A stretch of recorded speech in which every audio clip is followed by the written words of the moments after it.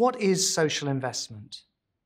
Social investment is the use of money to achieve both a social and financial return.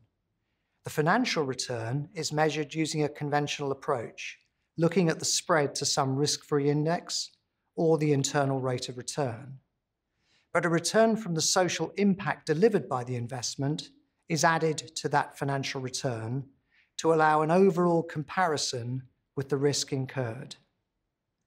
The basis on which social impact is measured will vary somewhat from one social investment fund to another. But funds look at the extent to which the investment is additive in terms of well-being. Social investment conferences happen almost weekly around the world, allowing participants in social markets to compare grids and quantitative measures.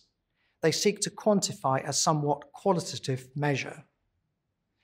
The social investment market has developed in the form we now recognize over the past 20 years, but it has its roots in an older philanthropy.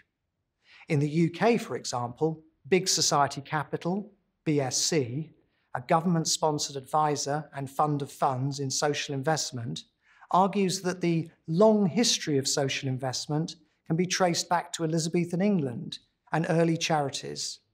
The activity evolved through cooperative and mutual societies to credit unions, then social lenders and microfinance. In short, the social investment firms of the 21st century were not invented overnight. Social investment is an attractive source of funding for social organizations that struggle to access finance from banks due to lack of assets that can be secured. The lending can be used for cash flow support, refurbishments, transitions to new business models, property and other asset acquisitions, occasionally financial rescues. Terms and conditions will often be more flexible than those facilitated by traditional commercial banks or new algorithmic fintech lenders.